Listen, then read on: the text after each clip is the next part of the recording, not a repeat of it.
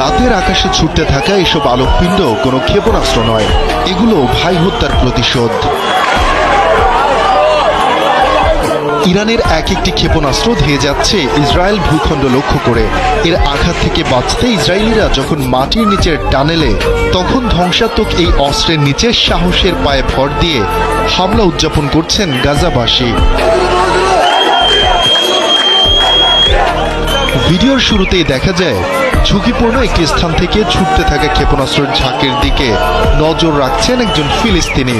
পাশ থেকে ভেসে আসছে উল্লসিত এক কণ্ঠস্বর, যিনি প্রশংসা জানাচ্ছেন মহান রবের প্রতি।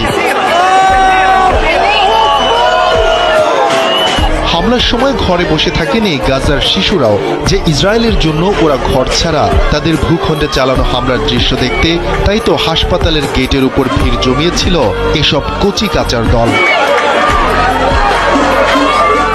ইরানের এই হামলার দৃশ্য দেখতে শিশুদের সঙ্গে গাজার সড়কে নেমে এসেছিলেন নারীরাও। হিজাবে ঢাকা তাদের কাউকে কাউকে উচ্ছ্বাস প্রকাশে হাততালি দিতেও দেখা যায়।